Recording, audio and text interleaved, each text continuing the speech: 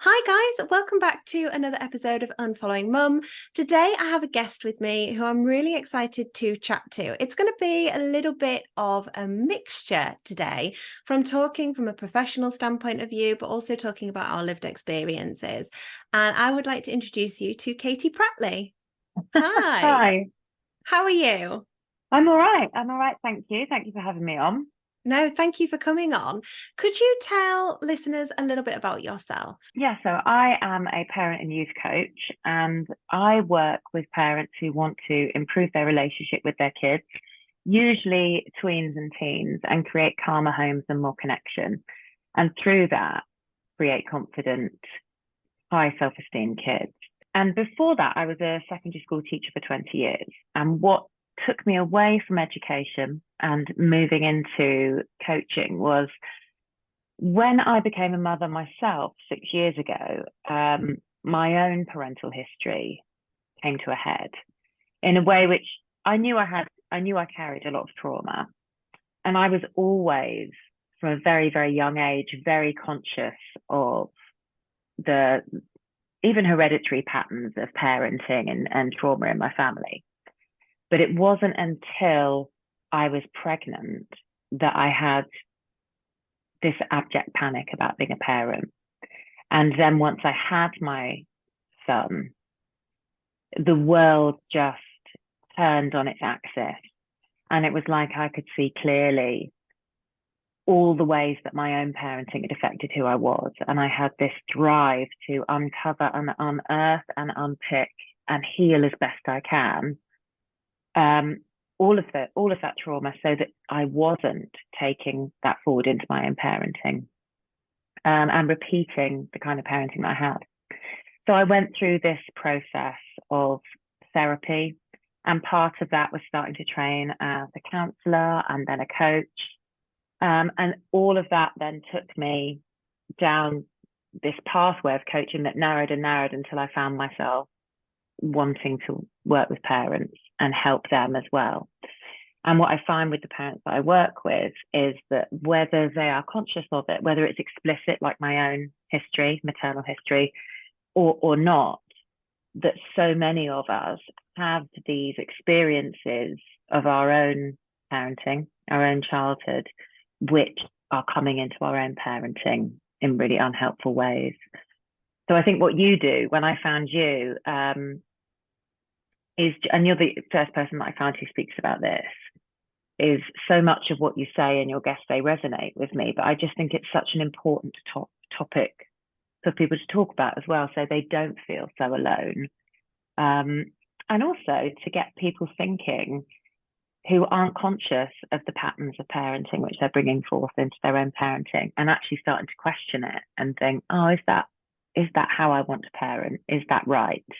And coming from a place that's about them rather than just the oughts and shoulds that they've been taught. I love that. And I think one of the things that I always say is I don't think of myself in terms of a gentle parent. I think of myself in terms of a conscious parent. I'm very conscious of my parenting and the things that I am doing and the ways in which I'm trying to not be the complete opposite of my parents, because I guess sometimes she didn't get it too bad. I mean, she got it bad a lot, but sometimes there are things that I look back on and think, okay, that was not something that I wouldn't carry forwards. But I have this blueprint that I'm looking at going, 99.9% of that, I don't want to repeat. I don't want to repeat that cycle. How can I parent my children without repeating that cycle? And occasionally that's going to slip through, because I think that's a big part of breaking down your generational trauma, is making those mistakes and occasionally repeating those behaviors that we learned when we were children and going, oh, I've messed up there. And it's being accountable for it and saying, okay, yeah, no, I've made that error there and I need to change that. I was doing this last night with my son. He did not want to do his maths homework. He's kind of in that, he's 12 and he's kind of in that much more hormonal phase than I would have expected at this stage. Like he's more like a 14, 15-year-old in the way that he's quite aggressive with his responses. And I was thinking my de facto stage here is to absolutely get in your face and scream at you, Mm. frighten you until you comply. That's what my instinct is saying to me. That's what would happen to you. That's what this is how you'd handle this. Frighten him Yeah. into shutting up and doing what he's told. But that's not going to help either of us, because all he's Mm. going to do then is respond out of fear. So you're then sat there going, well, how do I do it the other way? How do I do Yeah. it without turning into my mother? Because I'd have been terrified of my mum Yeah. if I'd have even slightly responded the way my son can respond to me sometimes. And it's all in the communication, which is Mm. really difficult when you don't have those foundations. So you mentioned that what got you into this was having had personal experiences growing up. Can you tell me a little bit about that? Yeah. So I haven't seen my mother for 27 years, which Wow. is an incredibly long time. And I remember when it was all coming to a head, there was a talk show on called Trisha at the time in the 90s, Yeah. show my age. And I remember, I don't know why I remember this, but I remember very clearly. Sometimes she'd have like families on who, children or parents who hadn't seen their kids for 30 years. And I remember at the time thinking, 30 years is such a long time. And yet there was a voice in me. I remember thinking, that's going to be you. Mhm. Um, so I grew up in very middle class, relatively privileged um, family. Um, and when I was 9, my parents divorced, and it was a brutal divorce. I absolutely adored my mum. I adored my dad too, but not in the way that I adored my mum. And there was a lot of things that went on at the time. Um, and from the work that I've done now, I suspect that my mum might have borderline personality disorder. I would certainly say that she was a classic narcissist parent, but you don't see any of that when you're a kid. And No. she did a wonderful job of making me feel like whatever she said was true and whatever anyone else said was not true. So she divided and conquered the family very much. She split me and my brother up. I barely had a relationship with my dad for many years. And certainly until I was almost out of my teen years. She moved 3 hours drive away and took me with her. Um, but then when I was living with her, there was a lot of trauma there. Obviously, I didn't know it was called trauma at the time. And I used to just get these rages out of nowhere. And I'm trying to describe it as it was at the time, and then I can describe it as I know Yeah. it is now. And so I worked hard at school, top of the classes, sports teams, music, excel. If there was something there to excel in, I excelled in it.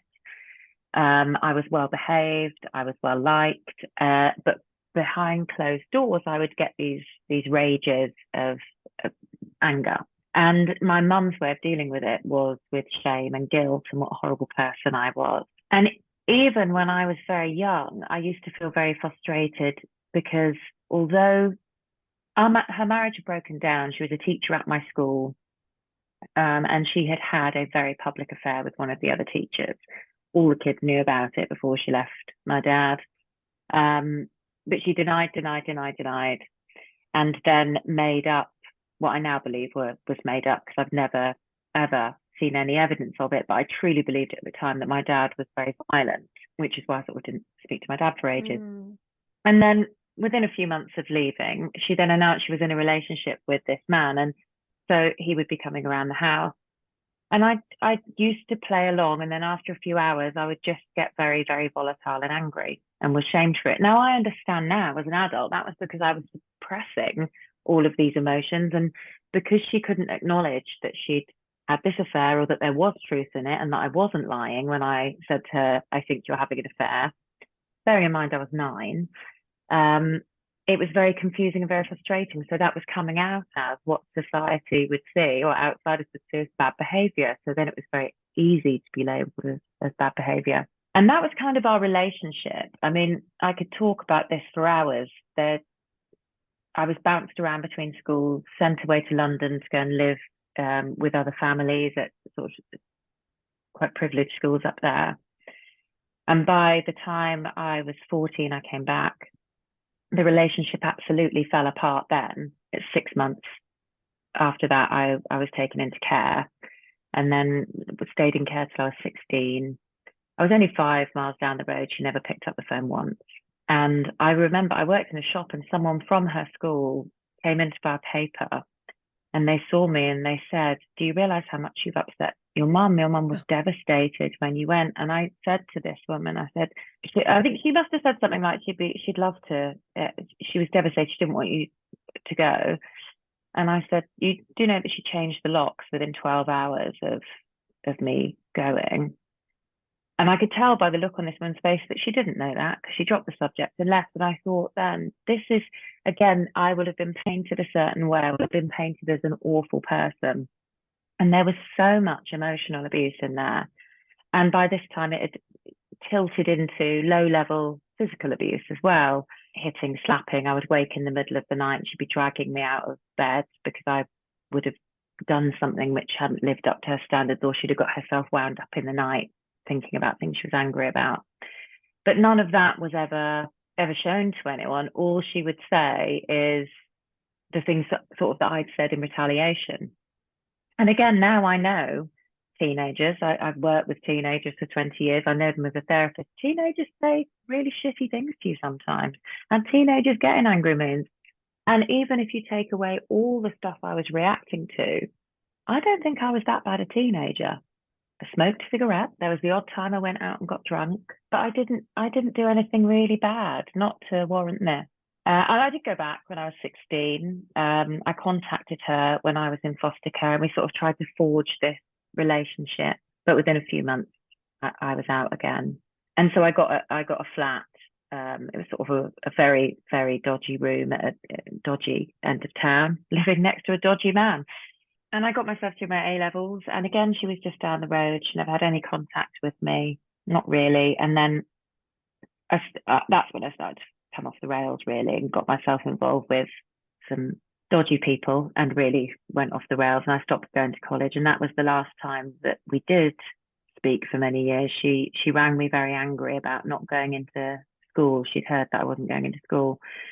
And at that point, I remember thinking, this is so bizarre that you are not mothering me in any way. I'm in care. I was in care. Now I'm living on my own on like £6 a week for food. There are days when I have no electricity, no gas, I'm sitting in the dark. None of that bothers you. But it bothers you that people might know that your daughter isn't in school. And at that point I thought, and I'm not going to chase this anymore. This isn't healthy. And since then, I've had some contact with her. I've tried to forge a relationship, but everything I do is taken the wrong way. It's taken the exact opposite way. And I've had these extremely abusive letters over the years. And about 2 years ago, I wrote again. I think I sent a birthday card and sent a picture of my son, and she wrote another 4-page letter of abuse. And she began it with, "Let me make it clear, do not ever contact me again." And she ended it with that. And I don't think I was trying to forge a relationship with her. I think I just feel very, very sorry for this woman who I know has no one at all. And so I suppose in the end, she has finitely cut off that relationship. But in the beginning, it was me that said, I need to protect myself now. That's how it felt at the time. I need to protect myself. I realized that I was never going to get what I needed from this person. Yeah, so I suppose that's where we are. And the offset of that was that on the outside, I seemed this really capable person because I'd been forged into this. And I know I use terms now that are adult therapy terms, but I had been forged from a very early age into this people pleaser. So if I could prove my worth, I would go all in on it. So throughout all of that, I was still doing A-levels. Throughout all of that, I got to university and got, the respectable job of being a teacher. And I masked very well what was going on underneath. And what was going on underneath was someone desperately broken. And in every way that I could be, I was searching for relationships that would fulfill me, but repeating over and over again the relationships of people that would need me to people please for them, or in the worst extremes, would be looking for vulnerable people like me, Oh, I consciously or relate. subconsciously. Yeah. Yeah. Oh, I relate so hard to that piece. It sounds like you were an incredibly self-aware, very young woman, teenager, to say, okay, no, I need to protect myself from this. Because it took me to my 30s and the complete breakdown of everything around me to say, what am I doing? What is Mm, happening here? I can't keep trying to please my mum. And it's really interesting and incredibly relatable what you say about a total lack of interest in how you were living, your mental well-being, your physical well-being, everything else, until it became more of a public matter and it became mm, something that she could be judged for. yeah. As a teacher, then it's, well, your child, you're a teacher, but your child's not going into school. That's not good, Mm, is it? And then all of a sudden that grabbed her interest. That's incredibly common in narcissistic mothers, to be incredibly. interested. Yeah, to be interested only when it reflects on them. Yeah. And again, as I said, I never really got any contact off her, but I did get a letter when I was 21. And these things make me laugh because they are so ridiculously bizarre. I got a letter saying how disappointed she was that she hadn't been invited to my graduation. And I thought, you, why would you be? Why would, I mean, the truth was I didn't even go to my own graduation, but why would you think that you would be invited? And the answer, it's obvious to me, it's probably obvious to everyone, because then she could have the photo. Then Mm. she could create this world. And I'm actually in contact with her family, her sisters, who she is now not in contact with, because similar experiences of how she has treated people. And I was talking to one of them good 5 or 6 years ago, and I said, well, when I was in care, and she said, sorry, what? You were in care? And I still think, because I didn't ask her too much about it, but I thought, how can you have not known that? Because when I was living in that flat, there was a time on my GCSEs day results, my mum wanted to come and take me to get my results. Again, another shining thing, and picked me up with my aunt. And I now look back and think, what did my aunt think was going on when she came to this dodgy end of town in this very dodgy flat and picked me up? From there, I wonder what she'd been told, that she hadn't thought, this is really bizarre that Katie's living on her own at 16. Um, yeah, so all of these, anytime there's sort of an accolade, the world imploded when she found out that I got married and she hadn't been invited to the wedding. And again, I thought, even stranger, because by that time, I think it had been over 20 years. And of all the days to see someone for the first time, why would it be that day? But it's all the outside things, the Mm. things in which she can be judged. Um, and I remember feeling quite odd when I was younger. I was never quite comfortable around people, and that still resonates with me. And I think for a lot of people with narcissistic parents, we develop this sort of, I don't know if this resonates with you, a hypervigilance. Oh, yeah. So sometimes I feel like the Terminator. So I come in a room and it's almost like I have all this data scanning down my eyes Mhm. as I'm reading the room. So I could judge how I was supposed to be in and who I was supposed to be in that moment. I remember when I was at home and she would come in, I would listen for how she walked up the stairs, because I could judge the mood, and then I could judge who I was supposed to be, and also judge whether I wanted to be that person that day, or whether I was going to just be myself and, put up with the wrath that Yeah. might ensue. But I did certainly feel odd when I was younger, and I realize now, looking back, that it's taken me a long time to start working out who I am. And I'm still really working on that. And I think that's because I was brought up to be a template of my mum, because that was the only way that I could be worthy, was to be like her. But then the clashing thing is, I don't think she likes herself either. So it was, you got to be like me, but then also doesn't want me to be like her. That's so it's well, every time somebody says these things and I relate so heavily, and I'm like, are you talking about my experience or are you talking about your experience? And I say it every time almost as if I'm shocked, but it seems to be such a common theme when you are raised by narcissistic parents, the lack of self-identity. Especially in my case, I was incredibly enmeshed with my mum. I was, if you'd have asked me 10 years ago, 15 years ago, I'd have said she was my best friend, everything was Yeah. wonderful. But actually, in reality, we had an incredibly toxic relationship where she drove anyone who became close to me away, sabotaged my relationships, encouraged me to be a reflection of her in often very negative ways that now I look back on and think, gosh, that wasn't behavior that I would like to do now. And we all have that from our late teens, mid-teens, early teens. We all look back and think, oh, that wasn't great. That's perfectly normal. But for me, it was like I was constantly trying to be the good daughter, constantly trying to be the loyal daughter. And that lack of self-identity is huge. And Yeah. it's such a common thread amongst all of these conversations that I've had, and really struggling with finding out who you are. I think people who have these healthy attachments with parents, who have these healthy dynamics, or at least some kind of semblance of normality within their relationships, there's that good foundation of who you are by the Yeah. time you get to adulthood, not that floundering of who do I need to be for people to like Yeah. me.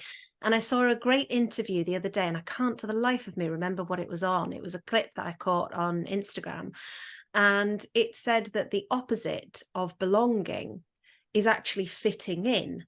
And I thought, well, that doesn't sound right, does it? But actually, when you think about it, fitting in, and they were explaining it as they went through, fitting in is trying to be what other people need or want from you. And belonging is having that place. And I can Yeah. say with clarity, I don't think I've ever really felt like I've belonged, No. especially not until I got to much older years. I was always trying to work out what other people needed me to be, what kind of person I was going to show up as. And we talk about having a work self and having, maybe a family life self. We've all got these different versions of ourselves.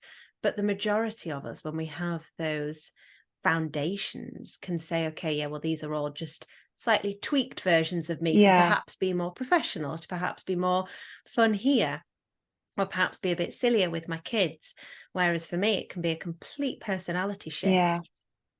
all the time. I think that's in grounding, isn't it? Because I think when you belong, that's your feet are on the ground. This is where you belong. But fitting in is all lifted up and filling these boxes, filling these shapes around you.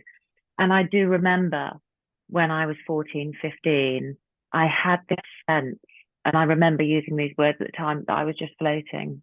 That and that now makes sense as an adult, because there was no roots anywhere anymore. It was just floating between these roles of who to be. And you're right, these are really, really common things that children with narcissistic parents, being the extreme end, well, one of the extreme ends of the scales, but many people feel when they haven't had a connected relationship or a fraught relationship with their parents, whether they're narcissists or not, because that sense of safety in being able to, like you said, as teenagers, go off and make mistakes. The difference, if you have that grounding with your parents, and you go off and make mistakes, is you have a safe place to come back to and go, and cry over the mistake, feel humiliated over the mistake within the safety of that family, who they might tell you off, but ultimately you're safe there. When you don't have that, those mistakes feel so much bigger, because it's not just making a mistake. It seems like it's intrinsically tied to your self-worth, or this is yet more evidence that I am not enough to be able to function in the world. And I think that's because you are missing that grounding that you were talking about of belonging. Absolutely. And that safe space for me, I remember being 14 and making a mistake with a boy. As we do. Because, and if I'm completely honest, we can highlight the mummy and daddy issues here that I was harboring at the time, looking for love in any place that I could find Mm, it, more often than not in the most toxic of places.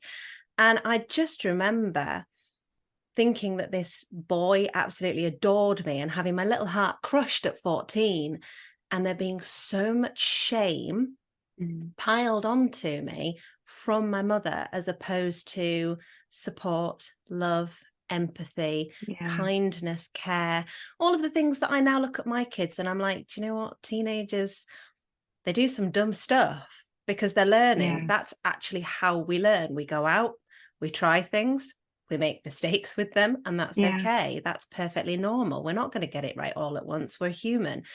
And there is just no way that I would make them feel the way that or consciously make them feel the way that my mother consciously made me feel. mm, And there was so much within that shame that you carry with you for so very long. In fact, I yeah, think still part of me, my inner child, probably does still carry it with her and mm, still finds it difficult to let go of that shame. It's it sticks with you. And I think, especially when I look at my own kids as they're getting older, and my eldest, who's 12 and a half, he's coming up to that point where he's going to start doing silly things. He's going to start making those mistakes without those protective arms around me necessarily. Because once they get up to secondary school, anybody listening who has kids that have got up to secondary school, it's a whole different ball game. And yeah, it's, everybody tells you it, but I don't think you really believe it until you see it and you mm. see how much they've changed. He's just come to the end of year 7, and the That's a changes in massive him. shift Yeah. between year 7 and year 8. It just the last half of year 7 and the first term of year 8. I know in months it's like 8 months, but in maturity it's like 3 years. The Yeah. physical shifts, the mental shifts. I see it. I still part-time teach now, and there are these huge shifts. And actually, I say to kids all the time, that you're supposed to make mistakes. The thing that I say at least once a day is that you're supposed to suck at 90% of the things that you do, that you try, and that's okay. That's exactly who you're supposed to be. I don't think people tell their kids that enough. I don't think schools tell their kids that enough, actually. And it is really difficult. And I heard this the other day, and I think it's really important with what you're saying about your son. All teenagers trying things and messing up is, that the shift in their brain around that time is to try and work out who they are. And the greatest way to work out who you are is by working out who you're not. Yeah. And the only way to do that is, first of all, by not like there's a shift where they don't like their parents as much, isn't it? Because Yeah. I'm not like you, I'm not you. So that's the Hmm. first step. And then the other step is to make all these mistakes, to try things and go, oh no, I'm not that either. Try something else, or I'm not that either. And that's how they form their identity. But it's such a painful process for them. It is, and it's meant to be a painful process for them. And you're meant to have those caregivers, those support networks around you to Mm, hold your hand and cushion you whilst yeah, it's painful. And that's something that I feel so many of us who had these experiences really lacked. A lot of it was almost like there wasn't room for me to make those mistakes because I was busy being the therapist for my mum. I was busy holding yeah, her hand through those mistakes that she was still making. I was busy listening to her woes and holding space for her emotions. And that's not the way that it's meant to be. And with you saying about them not liking your parents, that really makes me chuckle, because Ruben's definitely in the phase where he's not overly keen on me at the minute. yeah. Well, And because you're being an absolute loser. Oh yeah, I really am. Like, I'm incredibly embarrassing until I'm not.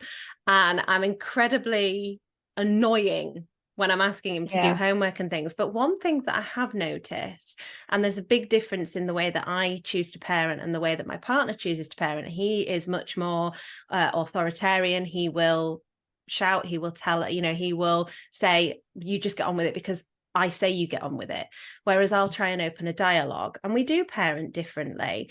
But one thing that I have noticed is that Ruben's much quicker to express to me that he isn't particularly keen on me. He's much quicker to tell me and feel safe in shouting back at me, feel safe in saying to me, don't speak to me like that. I don't like that. That's not fair. You're not being fair. And then I will say to him, hang on a minute, don't speak to me like that. I'm treating you with respect. You treat me with respect. And once he's calmed down, he'll say to me, sorry for being moody with you earlier. But we can have that back and forth and he can feel safe to do that. And for me, that works much better. I prefer that he feels safe to have those almost mini explosions at me and me say, hang on a minute, let's just take that down a notch. I'm not going to be spoken to like that. Calm yourself down and then come back to me. And he doesn't feel like he can do that with his dad. So quite often when we're exploding or when he's exploding and I'm trying to hold space for that, he will almost check himself when he's ready. Yeah. But you just used the phrase there, which I was going to draw your attention to, that you said there was no space for you when you were a child. And then everything that you were just speaking about, all I could hear was that you are creating this space. You're creating this space for him to have his own reactions.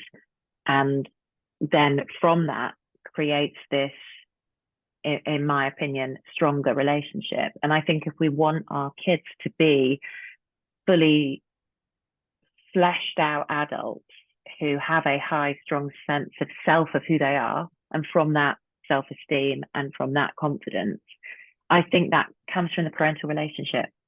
And that needs space to grow. If we are giving them the kind of parameters maybe that we grew up with, if it's black and it's white and you do what I say, then we're not giving them that space to sort of grow and find out who they are, or learn how to manage their emotions. And right at the beginning of our conversation, you were talking about, and I mentioned it as well, about things that come up in our own parenting, in our present parenting. And for me, that is this triggered, I'm very easily triggered into shouting. And that was the first work that I did, was I knew I didn't want to be that person who shouted. And I still have that. I still have that when it comes out. And like you said, then it's how do we deal with it? How do we heal? And again, I have clients who say, oh God, I've had a terrible week. This has happened. But most of the time, because they're doing this conscious work of parenting without even me saying anything, they said, and afterwards I went back and I said, I'm sorry, and gave them the apology, gave them I was the one in the wrong. And by doing that, we're modeling self-respect. We're modeling where we go wrong and how you have relationships, which in that kind of traditional parenting, that space isn't given to learn that. We all fuck up as adults just as much as we are going to as the children. And I think that's certainly something that was missing from my own parenting, and certainly one of my primary focuses is to allow my son to have those moods, because we all have those moods, don't we? Whether you're 6, we do. 12 or 36.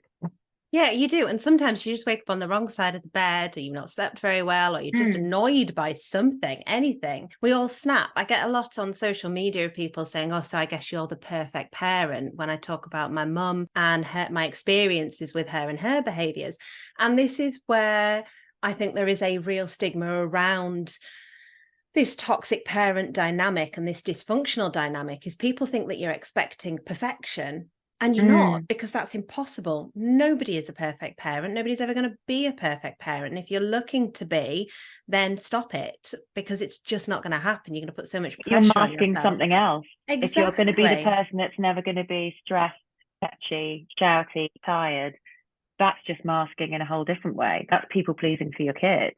Interestingly, that's actually probably describes accurately the first 3 years of Ruben's life. Was me so heavily involved in parenting, so desperate to go to every club, so desperate to be the perfect mum, loving baking, loving crafting, loving doing this. Everything was wonderful. And actually, I was just really miserable. And not because I was struggling to be his mother, but because I also had the pressure of my own mother. I also had the pressure of my own relationship and my husband and my mum not getting on. It was a nightmare. But I focused everything in on being this wonderful, happy, clappy mum that actually wasn't my style of parenting at all. And there are elements of things that I love and I enjoy. But I'm a very different parent now to the one that I was then. And I look back and I can see those moments where that anger and that resentment and that mask slipped. And I wasn't able to keep up this illusion that I was this perfect mum and everything was going great. And that slipped out on my kids, on particular on Ruben. And I know that, and that's something that I have to work on and be accountable for. But when it comes down to this idea that you want this perfect parent, you don't. You just want a parent who's accountable for their mistakes and builds a repair into the relationship. And Ruben loves it when I'm like, actually, you were right there. Yeah. Actually, you know what? You are correct. That is my Yeah. mistake. And he gets this little look about him that's so smug. And he's like, yeah. Even it's validating for them, isn't it? I mean, you've used in our talk today expressions of, being seen and being heard. And how validating is it for you to be the child in what traditionally we would call, adult-child relationship, and be able to be the one who's right? One of the big shifts that I try to make with the parents that work with me is stopping seeing it sort of as an adult and parent thing and starting to neutralize it as a mutual relationship where you can both be right, you can both be wrong at different times, but it shouldn't be, I'm the adult, so I know best and I'm right. Particularly with teenagers, I think that's really important, because you don't necessarily know best with teenagers, because when you were a teenager, the world was very different, let alone you being an individual who's different anyway. And I always talk about trying to shift from being, when you've got little children, you are the expert on the world. And I think when you get into those late tween years and go into those teenage years, you've got to kind of step back and stop trying to parent as the expert and try to actually be the student of who they are and learn how to build influence rather than, or even coach them rather than be the parent, so that they are the one driving their sort of circle of life rather than you. Because when they're little, it's you, isn't it? And when they're a teenager, you just need to give the right guiding questions so that they start to work it out themselves. And that's how they build that stronger sense of who they are, rather than us all the time saying, no, this is the right way, that's the wrong way, do as I tell you to do. Because often we don't know, do we? We don't know. We make mistakes as well. So how can we mess up our own lives? How can we pretend to be the expert on someone else's life? Exactly. And I think whilst there's always that level of, I often talk about how when we say, oh, it's my child's my best friend, or, we've got that reciprocal relationship, that's not necessarily there, because I don't want them to be responsible for my emotions in the way that I was. But having that mutual respect is not that. Having that level where you can meet each other and say, actually, okay, no, you might be right about this. That's something that's really powerful, I think, and something that we didn't have growing up. That idea of mother knows best, certainly for me, was incredibly inaccurate. Incredibly. Yeah. And something, going back to what sounds like the kind of parents that we both shared as narcissist parents, was if I ever did say how I felt about something or what I thought about something, the common response would be, no, you don't. You don't think that. And I didn't even recognize that as being frustrating at the time, but I can look back now and I can almost feel what I felt then of it. It's being shut down. Oh, no, you don't think that. Oh, no, you don't feel that. And whether she really thought these, I think she was working off her own subconscious. I don't think she meant to do or be as harmful as she was. But those things did suppress that process of validating me as an individual that kids need. They need that validation of us recognizing that they see the world differently, that they think the world differently. Might be the same experience, but they're going to experience it differently from us, and to make them feel that that's okay. Yeah, that kind of gaslighting of, no, you didn't feel that way, no, you didn't think that way. There was something that my mum used to do, and I'll be honest, if I'm feeling gracious, I would say perhaps she was working off her subconscious. But if I'm not, I think she was keenly aware of what she was doing. In terms of, she used to say to me, I know you better than you know yourself. Oh, yes. Yes. And that one for me was it's still triggering now. Yeah, it is. I can see everything's just gone, oh. And I'm Yeah. sure that listeners as well, some of you might have flinched hearing that, because it, for me, I heard it not so long ago, someone talking about it, how it is incredibly common for narcissistic parents to say it, because it's that erasure of self. Yeah. It is, you don't know you. So how could you Yeah. possibly know what you were thinking? I know you better. Mm. I am in charge of this. I am the one who knows what you need, what you want, who you are. I know you better than you know yourself. Mm. And it's very insidious in the way that it's done, I feel. And I think it's incredibly difficult. And it goes back to that stopping you from developing that sense of self, Yeah. so that you can continue to fulfill a role that they, whether subconsciously or consciously, need you to fulfill. Yeah. And when you were saying that, I got this feeling of um, like my mouth being sewn together, Mm. like being muted. Oh, you don't know yourself. It's like that you can just button that. I know I said, sometimes she was working off her own subconscious. There would be, what, I even question it now. Has she got a grip on reality? Because there would be things that she told me to do. And then when I did them, she would deny, I would get told off for doing them, and she would deny that I'd been told to do them. Or things that she did that everyone knew she did, she would just absolutely deny. No, that didn't happen. Um, and it was all, so yeah, sometimes I think subconsciously and then other times I think she must have known that these were out and out lies. She must have, surely. Either that or she's completely detached from reality. I don't know. Um, and I think now looking back, that's probably why she moved 3 hours away, so she could reinvent herself and reinvent her story so that people wouldn't know her history.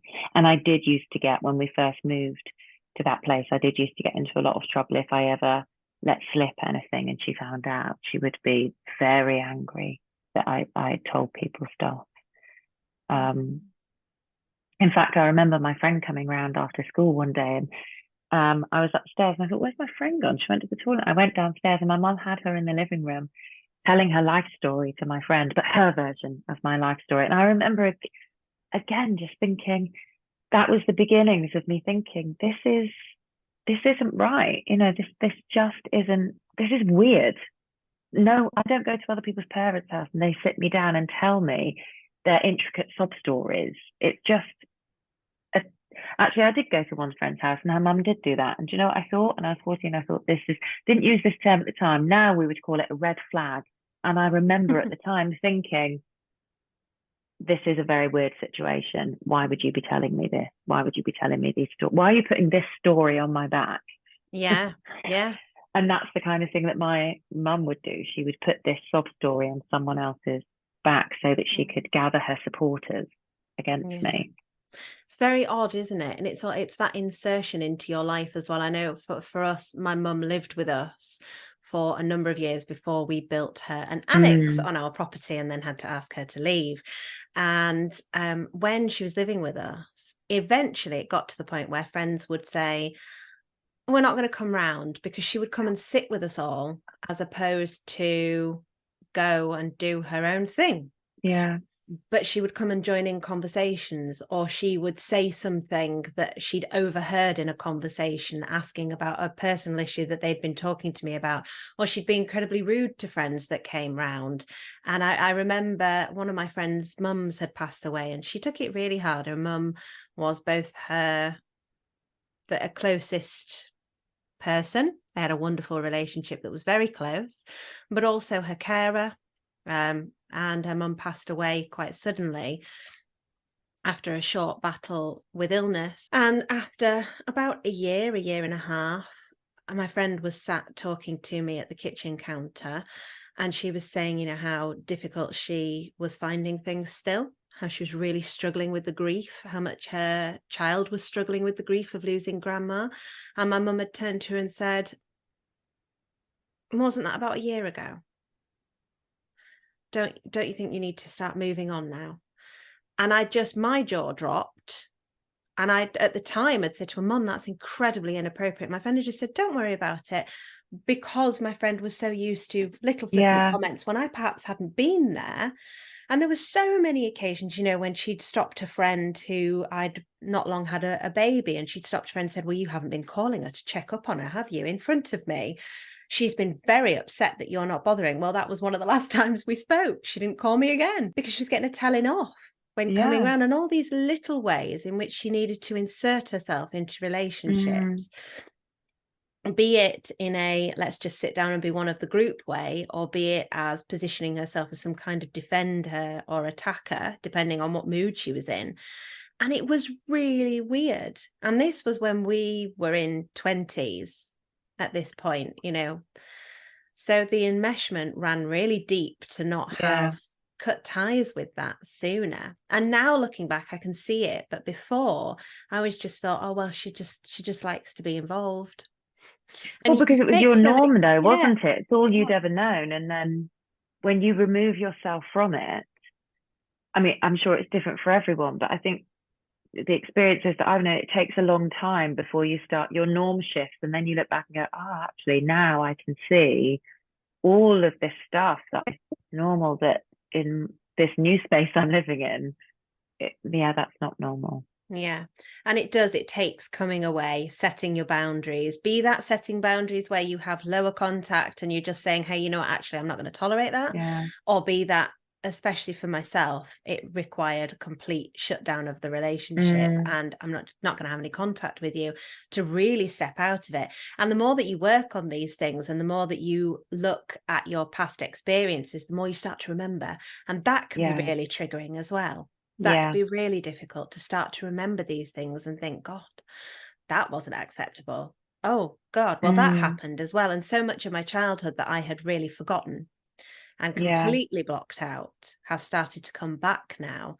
And it makes for both traumatic and interesting re-experiencing. And I have memories as well, which I've always remembered, but being older and having done the work, really for me, it's about having done the work that I've done now.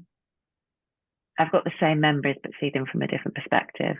So something where I used to remember with shame, now I can remember, and it either makes sense, or I can think, I wasn't the one in the wrong there. That was dealt with, that was dealt with the wrong way, and it wasn't mine to hold at all. I should not have held the responsibility for that. But it's funny when you said about removing yourself completely. I think when you are talking about narcissistic parents, most people do end up having to remove themselves completely, because it is an all-in or all-out situation. Like I said, it's been such a large stretch of time. And over that time, there probably have been 4 or 5 attempts not to rekindle a relationship. A psychotherapist once said to me, which was a real light bulb moment, that I need to accept that I will never have a relationship with my mother, or should never have a relationship with my mother, because I'm not chasing a relationship with my mother. I'm chasing a fictional relationship with a fictional mother, and that will never, ever be possible. So when I was contacting her, it wasn't to try and nurture a mother-daughter, let's go and have mani and pedis together. It was simply because I just felt sorry for her, and I just wanted her to have someone to call if the shit hits the fan and she needs something. I wanted her to know, there is somebody here. And she had rejected that. Well, she rejected it over and over again, because she couldn't be. It needed to be all in or all out. And the signs were still there within that time that she was still the person that she was back in the 90s. I remember one conversation I'd had. It was in the early days when I tried to rekindle a relationship, and it must have been Christmas Eve or something. And I rang her. I think I'd had a little bit to drink. And we had a conversation for quite a long time. And then in it, she said something about her sisters. Nobody speaks to me. And I said, this is what she hates about me, that I would always say the truth. I did when I was 9. She hated it. I did it. Then I said, well, that's not true. I know they have reached out to you. She cut the conversation short, hung up on me. And the next day, on Christmas Day, went out. And when I came back, I still had an answer machine at that time. That's how long ago it was. And um, she had rung and she said, I know you're not there, but I just wanted to say, um, it's not me, it is my sisters, and they are the ones who are in the wrong, not me. And then just put the phone down, and I thought, and that was another moment of she's never going to change. It has to be her version of events, no one else's events, no one else's opinions, no one else's views, just hers. And I thought then again, I can't ever have I can't have this relationship. Or if I do, I will have to be very, very boundaried about it. But from her perspective, she needs to be all in, accept me and my view, you don't have a voice, or not have any relationship at all. She can't just have the birthday cards, Christmas cards.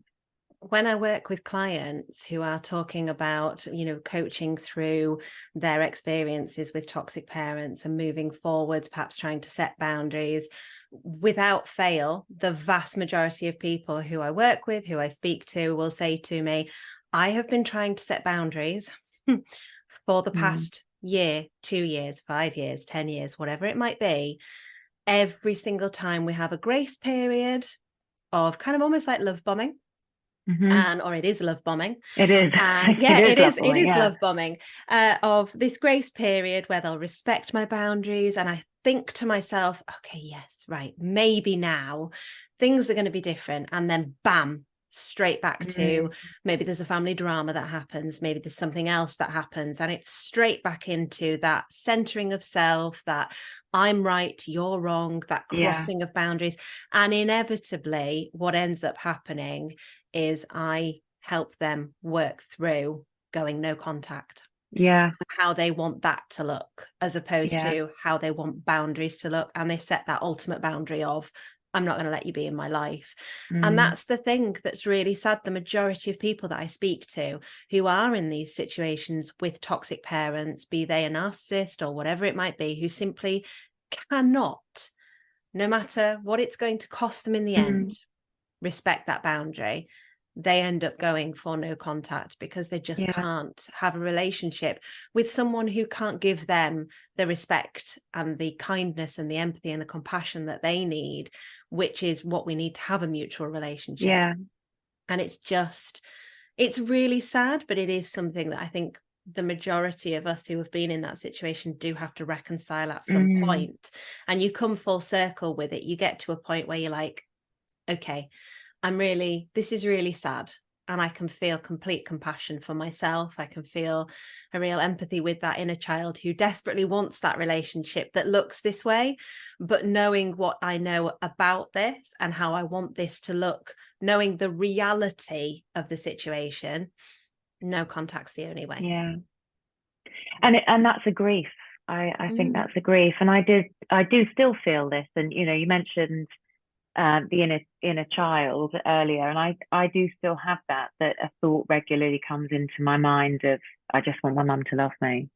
Regularly that comes up first thing in the morning. That thought's there, but there is a grief to it because I'm grieving something that's now, I'm grieving a relationship that actually may never ever have been there. I believe she adored me when I was a little child, and then when my own personality started to come through about 4 or 5, that's when the troubles began.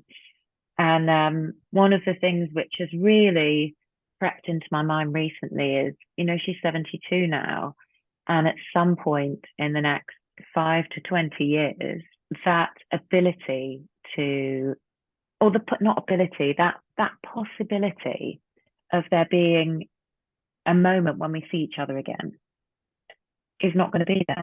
That possibility is going to go. And although everything I've said is that I know that this relationship is toxic, I know that it's never going to be something which works for me. It's something that I would certainly protect my son from. And that's a whole different conversation of how to broach it with your children. It's still a desperately sad feeling to think that then that's finitely gone. Something that I've already grieved for 27 years will be finitely gone. And I wonder what that grief will be like. I don't know whether it'll be like my dog who I adored when she died, 13. I was devastated for a day, and then I was fine because I thought she lived a great life. She lived a great life. Yeah. Will it be like that, where I grieve? I have that final grief for something that never was, and then carry on? Or is this something which is actually going to take both barrels to both kneecaps and wreck me again for a couple of years? Is this something that's going to peel me apart because it's all going to come up? All the could haves, should haves are going to spill out. I don't know. And I think when those of us who do walk away from these relationships, there's this process that you go through of, like you said, working out those boundaries are never going to happen. Working out that you're going to have to leave the relationship, going through the immediate grief of that, forging this new life without that relationship. But somewhere down the line, there's this final stage, which many of us don't think about until our parents, to those 70s, 80s, and 90s. And for me, that's really a land I don't hear people talking about. It's the unexplored one so far. It is. And I've spoken to a few people who've talked about the grief following the death of a parent who they've been no contact with and how difficult they found it. I've also spoken to people who have said that actually for them it was almost a relief, which then they had to deal with the guilt surrounding that feeling of relief, that feeling of they can't actually try and contact me again. They can't actually come for me again. And that's the language that's been used. And I've had other people who've said to me, well, do you know what? I'm going to go to bloody Disneyland because I will be glad to see the back of them. And I've had people who've said, no, actually, it's crushed me. And I think it's different for everyone. I think it really is. And I've often speculated of how it's going to look for me, because my mum is also 72. Are you sure we're not twins?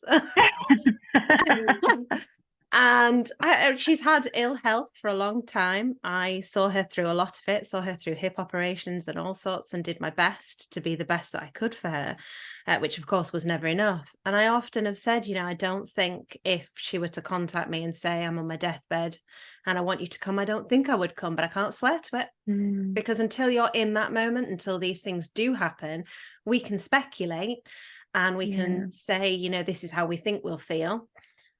But you can't be sure. And that, again, it becomes an unknown. And I think if there's one thing that we don't particularly like as kids of narcissists is the unknown.